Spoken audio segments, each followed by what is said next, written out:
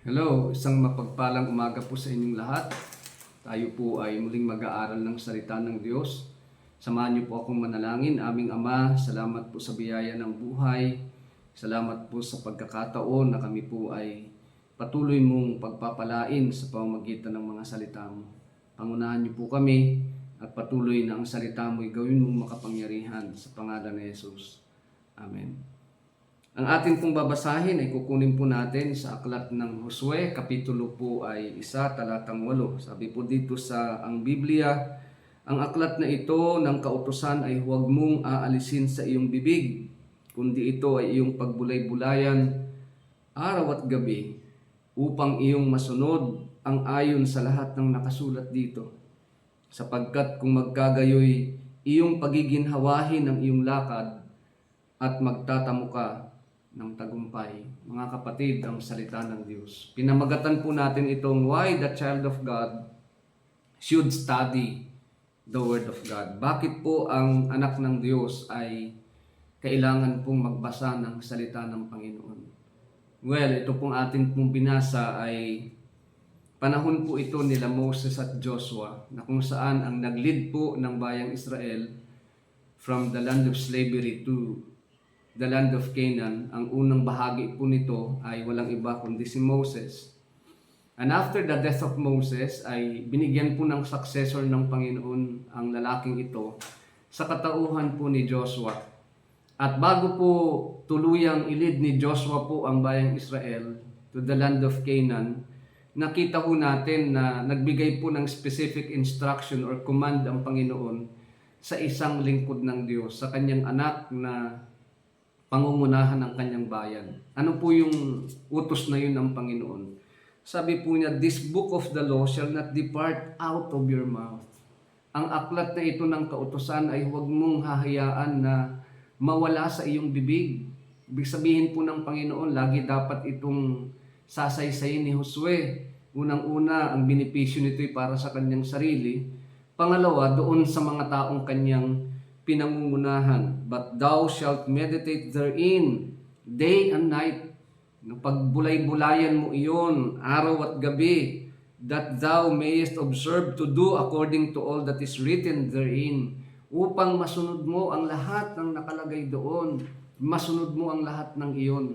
Napakaganda po ng utos ng Panginoon kasi hindi niya po pababasahin ng aklat si Josue nang wala po siyang mararanasang pagpapala mula sa Panginoon. In fact, ang sabi ng Panginoon, napaka-specific po ng utos ng Panginoon. Pagbulay-bulayan mo iyon araw at gabi. Ibig sabihin, para praising po, araw-araw pong binibigyan ng utos ng Panginoon si Josue na basahin mo lagi ang aklat ng kautusan. Nung panahon po na yon, wala pa pong 66 books. Ang nalimbag pa lamang po ay ang Torah, or ang first 5 books of the Bible, or ang Pentateuch. Yun pa lang po ang nalilimbag na Biblia ng kapanahunan ni Josue. At ang sabi ng Panginoon, huwag mong kaliligtaang basahin ang aklat na iyon. Araw-araw mong babasahin upang ikaw ay guminhawa. Guminhawa ang lakad mo at ikaw ay makaranas ng pagtatagumpay. So napakaganda po ng sinasabi ng Panginoon at pinapakita niya ho sa atin yung kahalagahan na kapag ikaw ay anak ng Diyos, kailangan nagbabasa ka ng Biblia. Well, at first glance ay marami po sa atin na nag-iisip, napaka-basic naman ng tinuturo mo, pastor. Sabihin niyo na pong basic. Pero alam niyo, kung alin pa nga po yung basic na katuruan, yun po ang nanineglect natin eh. Bakit sinasabi ho natin basic? Kasi pag ikaw ay na-regenerate, pastor, given na kapag ikaw ay nakaranas talaga ng biyaya ng Panginoon, nagbabasa ka ng Biblia. Dapat po talaga ganun. Pero hindi po madalas ganun ang nangyayari, mga kapatid. Bakit? We are being bombarded by the technologies that we have. Very tempting po talaga yung technology na meron po tayo. Minsan may mga tao po na nag-i-scroll po sa Facebook, sa internet, or sa alinmang mga panoorin sa internet ng maghapon na wala pong natatapos na gawain. Imagine niyo po yung ganun, ano?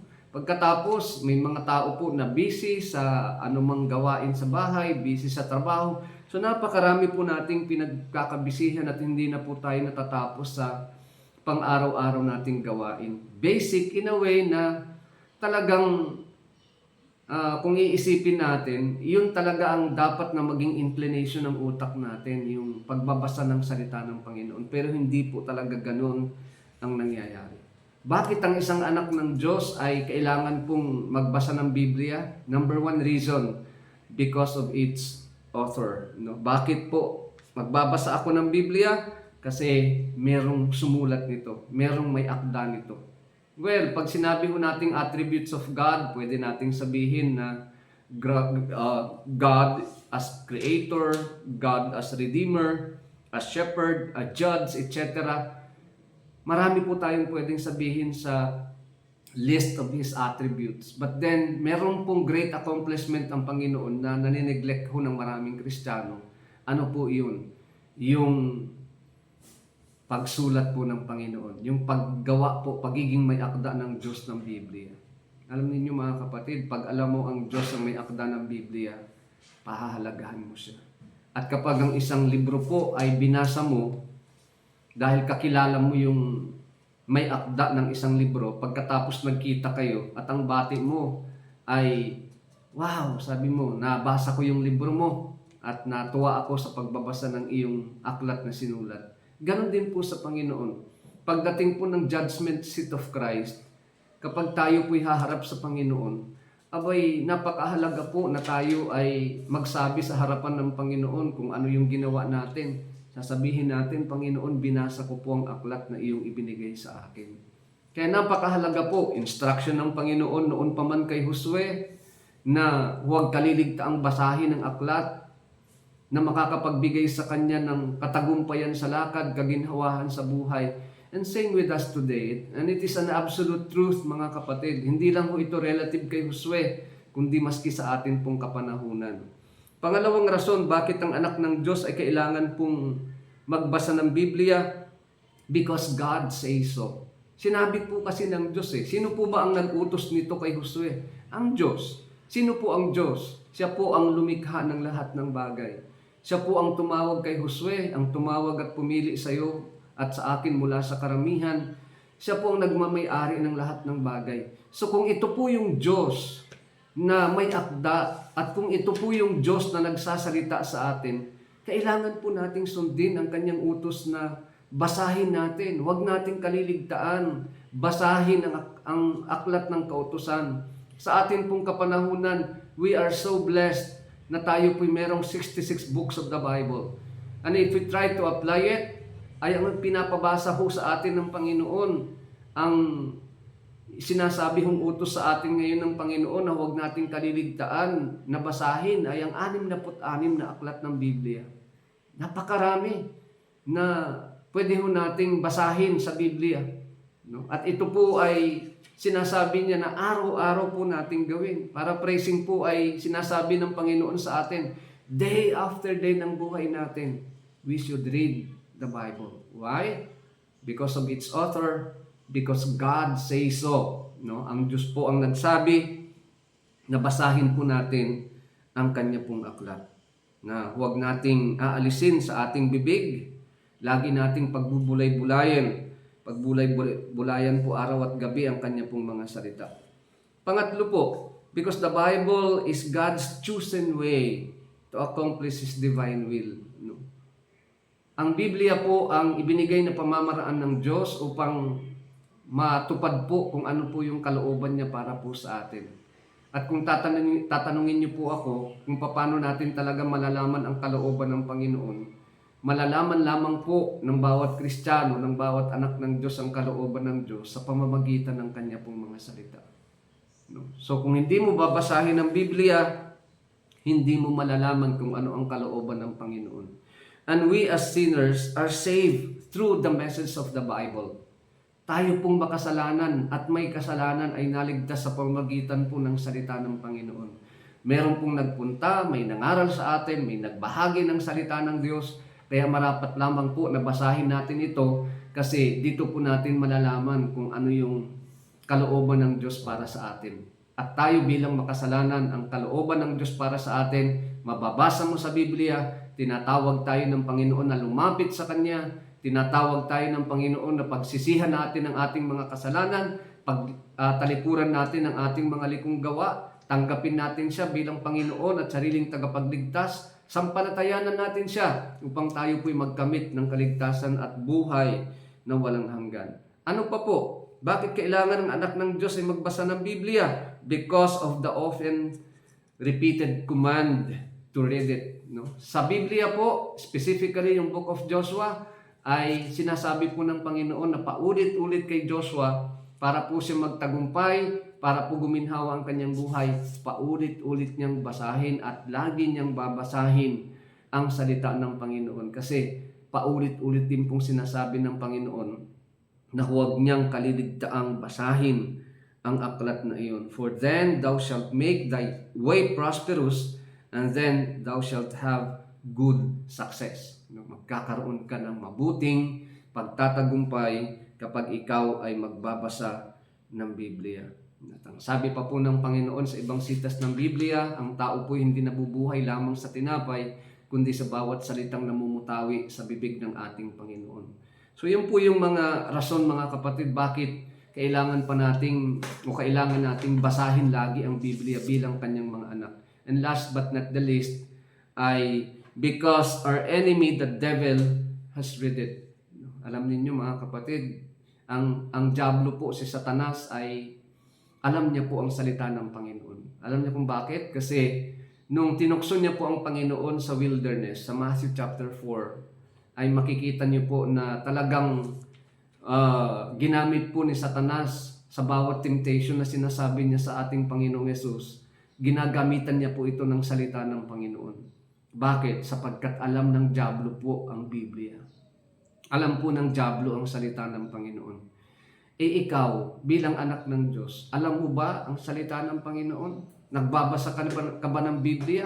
Kaya mo bang sabihin ng malinaw kung sino ang iyong pag-asa? Kung sino ang iyong tagapagligtas? Kilala mo ba ang Diyos na pinaglilingkuran mo? Kaya mo bang ibahagi si Kristo sa maraming tao? Sa iyong mga kaibigan, sa iyong mga kakilala?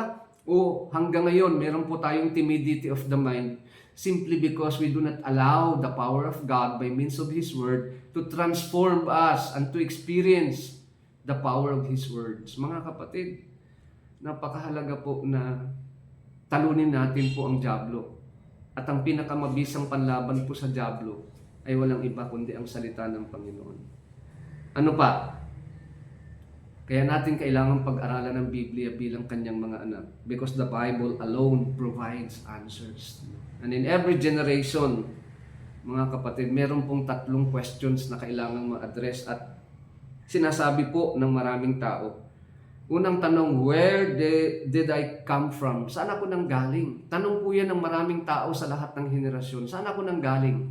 No? Well, if we try to look at the Bible from the book of Genesis, galing po ang tao sa Diyos. Ang Diyos po ang lumikha ang Panginoong Diyos po ang may gawa sa tao. And God created us according to His own image and likeness.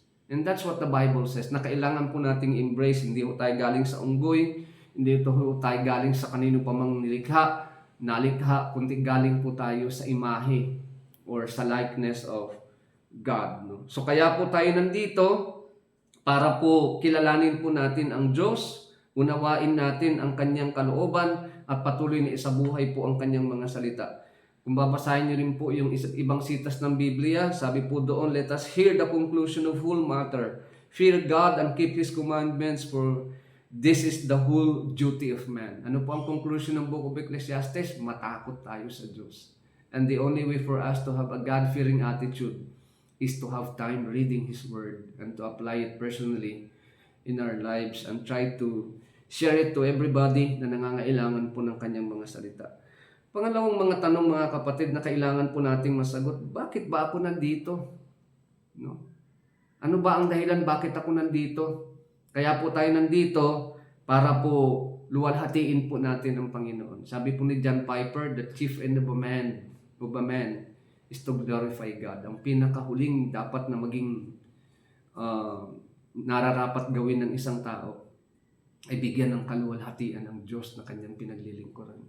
And for us to glorify God and is to know who He is by means of His words. Pangatlo, where am I going? Saan ako pupunta? Sabi po ng Bible, for God so loved the world that He gave His only begotten Son, that whosoever believeth in Him shall not perish but have an everlasting life.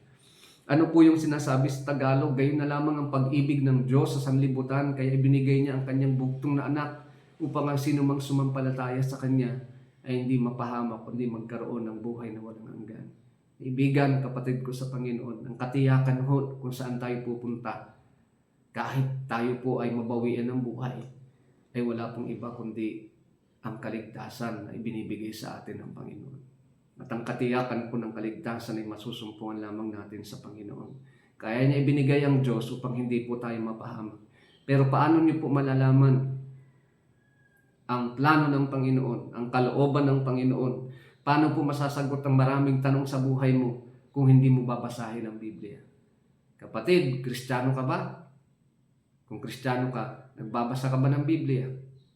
Pangatlong tanong, gaano mo kadalas basahin ang Biblia?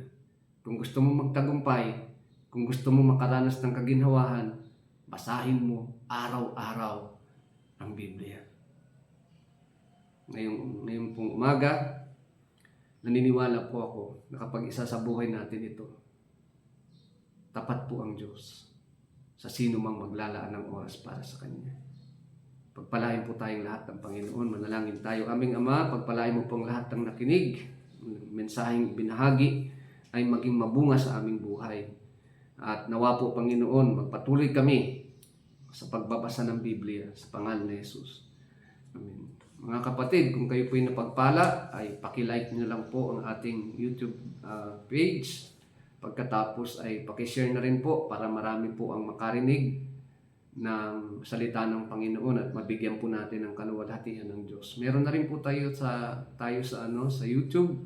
So tingnan nyo na lang po mga kapatid at ang Diyos po ang bahalang magpala sa atin. To God be all the glory. God bless po sa ating lahat.